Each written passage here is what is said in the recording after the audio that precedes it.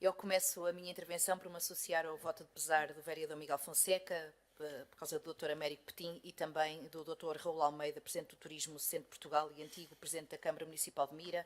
Entre o Natal e o Ano Novo foram duas perdas muito importantes, não só para a cidade de Coimbra, mas também para toda a região centro. Sr. Presidente, se me permite, antes de começo a minha intervenção, de facto a desejar um feliz ano novo para todas e para todos, com muita saúde.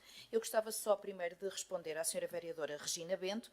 A Sra. Vereadora começa interessantemente a sua intervenção por pedir elevação no discurso político e depois faz uma declaração extraordinária de um clima de opressão no departamento. Ora bem, eu gostava de saber se a Sra. Vereadora se tem estado no departamento e eu não tenho sabido, porque vir aqui acusar, referenciar, afirmar que existe clima de opressão num departamento camarário é grave. É grave. E gostava também, por falar nisso, de convidar a Sra. Vereadora para ir um dia, o dia que quiser, ao Departamento, à Divisão da Ação Social e à Divisão da Habitação Social, pode falar com as técnicas à vontade e depois sim diga-me se de facto... Não é intrusão, não? Não é intrusão. Prefiro que seja assim... Mudou muito a Câmara de Coimbra. Prefiro que seja assim do que vir aqui fazer acusações totalmente infundadas. Eu também aproveito para lhe dizer, quando fala neste clima de opressão, dizer-lhe que existem algumas técnicas, e isso é mais do que normal, concorreram outros concursos. Mas vou-lhe dizer que uma das técnicas que esteve envolvida neste processo, que foi selecionada para ir para outro serviço, fora da Câmara Municipal, não quis continuar na Câmara. Se calhar não existe clima nenhum de opressão. Se calhar é o que lhe vão dizer. Como deve imaginar, Sra. Vereadora, ninguém quer mais que isto se resolva da questão do inquérito do que eu. Dado que eu fui enrolada aqui no meio deste processo, e eu quero muito, mas mesmo muito, que tudo isto se resolva. Efetivamente, trabalhar na ação social implica trabalho, acima de tudo, dedicação, motivação e sensibilidade. Não é fácil e estamos aqui, efetivamente, a fazer o nosso melhor. Sra. Vereadora, fica aqui o meu convite. Eu não preciso saber, nem quero saber quando é que se quer ir, ou se pode dirigir-se à Divisão da Ação Social, sabe perfeitamente onde fica. Segundo andar do edifício da PSP, pode ir falar com as técnicas todas que quiser, com o Sr. Diretor, com o Sr. Chefe de Divisão e depois, e para tirar essa ideia absurda que lhe passaram, e além do mais, porque além de ser uma ideia absurda, parece-me totalmente inadmissível trazer isso para uma reunião de Câmara, acusar um clima de opressão no departamento. Lá está, porque não está a falar da vereadora e está a pôr em causa tudo. E eu compreendo que o seu objetivo neste momento seja causar um bocadinho de instabilidade, não é? Porque agora vai começar, ou deve pensar que ia começar uma caça às bruxas. Quem é que terá passado? Sra. Vereadora, tenho muito mais... Eu sou professora de formação e sou professora de formação com crianças e jovens. Grande parte dos técnicos da ação social, se não quase todos, são mais velhos do que eu. Entende? Portanto, a questão é isto, eu respeito-os muito, tal como existe ser respeitada por toda a gente. Portanto, Sra. Vereadora, está à vontade para ir à Divisão da Ação Social quando quiser, falar com os técnicos que quiser, não há problema nenhum. Em relação ao inquérito, efetivamente, volto a reforçar, ninguém quer mais que isto se resolva do que eu. Ora, Sr. Presidente, se de facto se me permite, e porque pelas melhores razões não estive presente nas últimas 3 reuniões de Câmara, gostaria de iniciar a minha intervenção fazendo referência ao mês de novembro, que foi de extrema importância para Coimbra, sobretudo para o setor da habitação. No caso concreto, no que diz respeito ao programa de arrendamento acessível, programa destinado a agregados familiares, que dificilmente são contemplados na habitação social por oferirem rendimentos, mas esses mesmos rendimentos não são suficientes para aceder ao mercado privado de arrendamento. O município, que candidatou 4 operações, já tinha visto uma ser aprovada. A reabilitação de um prédio municipal em Valfigueiras com 6 fogos, no valor de 850 mil euros, com financiamento a 100%. Viu esta semana, a semana antes de 25 de novembro, aliás, eu escrevi esta intervenção 2 horas antes de rebentarem as águas, porque essa é que é a realidade, e, portanto, tinha tudo pronto para vir falar no dia 25 de novembro, mas, felizmente, não vim. Portanto, viu nessa semana, antes de 25 de novembro, serem aprovadas 2 operações. A construção de um edifício habitacional com 19 fogos na Rua Câmara Pestana, financiada 100%, em cerca de 3.850 mil euros, e a aquisição e reabilitação do edifício do antigo Cineteatro Sousa Bastos, onde se prevêem 32 fogos. Pela importância, imponência e até algum mistério, permitam refletir um pouco sobre o Cineteatro Sousa Bastos. localizado na rua António Joaquim de Aguiar, no centro histórico da cidade de Coimbra e, enquanto equipamento cultural, foi parte integrante da memória coletiva de Coimbra dos séculos XIX e XX. De facto, a sua construção remonta a 1860. No local existiria a Igreja de São Cristóvão, então demolida. Em 1861 passaria a denominar-se por Teatro Dom Luís I. Entre 1910 e 1914, inicia-se uma intervenção no edifício e surge um novo equipamento cultural, o Cineteatro Sousa Bastos, que funcionou até ao final da década de 80.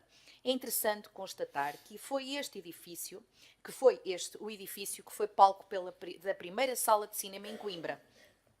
Pela história e pela manutenção da identidade do edifício, o município de Coimbra apresentou a proposta candidatura do edifício para arrendamento acessível, mas mantendo a característica e especificidade cultural do edifício.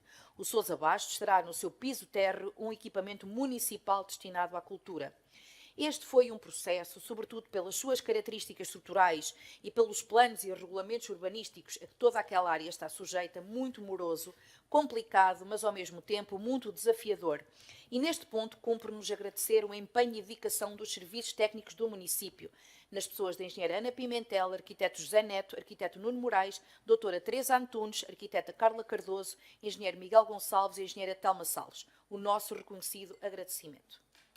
Que o ano de 2025 continue efetivamente com boas notícias como as de dezembro e do início deste mês de janeiro, no que diz respeito à tão necessária e tão importante reabilitação do parque escolar.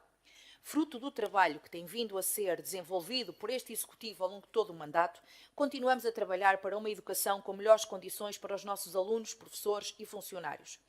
Cientes de que, quando acontece uma reabilitação de uma escola, não é só de uma melhoria de infraestrutura que falamos, mas sim de um enorme contributo para um ambiente mais motivador e produtivo para alunos e professores, impactando positivamente os seus desempenhos. Fechámos o ano de 2024 com a adjudicação da empreitada de reabilitação da Escola Básica de Eiras, que tanto precisa de intervenção nas infraestruturas e no espaço exterior. Iniciámos o ano 2025 com duas excelentes notícias. A empreitada de reabilitação da Escola Básica de Ribeira de Frades foi concluída e a obra foi inaugurada no passado dia 6 de janeiro, primeiro dia de aulas do segundo período. Tive a oportunidade de estar, juntamente com os senhores presentes do município e da União das Freguesias, os responsáveis do Governo de Escolas, a Associação de Pais e dos serviços municipais envolvidos. Tivemos um enorme gosto em visitar as instalações que foram totalmente requalificadas. A visita aconteceu já com os 108 alunos de regresso à escola, que iniciaram o segundo período numa escola nova, com todas as condições para os receber. Esta empreitada representou um investimento de cerca de 150 mil euros. No decurso das obras, houve necessidade de mudar os 108 alunos do local, 25 crianças do pré-escolar estiveram no Jardim de Infância de Casais e 4 turmas do ensino básico, no total de 83 alunos, estiveram na escola de Taveiro. A mudança foi acautelada pelas equipas técnicas da Câmara de Coimbra, em articulação com o agrupamento de escolas, pais encarregados de educação e União das Freguesias. Agradecemos a todos pela excelente colaboração para que tudo corresse bem durante este período. Esta empreitada deu resposta à falta de manutenção do espaço, verificada nos últimos anos, o que infelizmente se verifica em muitos edifícios e equipamentos escolares. A obra incidiu nas anomalias detectadas, tais como a cobertura, a rede de vedação e o pavimento. A segunda notícia com que iniciámos 2025 foi a consignação, no passado dia 9 de janeiro, da empreitada de beneficiação e conservação da Escola Básica de Casais de Vera Cruz, no valor de 125 mil euros. Efetivamente, as atividades letivas destes 24 alunos que lá estudam, dos 4 níveis de ensino, encontram-se a decorrer desde dia 6 de janeiro na Escola Básica de São Silvestre e o ATL é desenvolvido na antiga Escola Básica de Andorinha. De sublinhar que estas deslocações foram acordadas entre o município, União das Freguesias, Governo de Escolas, Coimbra Centro e os pais encarregados de educação, a quem agradecemos a colaboração. A intervenção aqui nesta escola contempla a mudança do pavimento das salas, melhoramento da rede elétrica, reabilitação das instalações sanitárias, pintura de paredes e portas interiores, lavagem e revisão integral do telhado e no espaço exterior vai ser demolido o muro que se encontra em péssimas condições e vai ser erguido outro novo, vai ser intervencionado o campo de jogos onde vai ser instalada uma tabela de mini-basquete e equipamento para percursos, deslocações, perícias e equilíbrios adequados ao escalão etário. Continuamos fortes, na estratégia da política escolar de proximidade que o município defende, proporcionando desta forma melhores condições para as crianças, professores e pessoal não docente para o desenvolvimento do processo de ensino-aprendizagem. Eu gostaria só, finalmente, de concluir que, efetivamente, para a educação, esta questão dos números pouco ou nada importa. Se fôssemos pelos números, volto a dizer, volto a referir, se fôssemos pelos números e pela tábua rasa, esta escola estaria encerrada, tal como todas as escolas da freguesia, e não é essa a política escolar que o município defende. Muito obrigada, Sr. Presidente.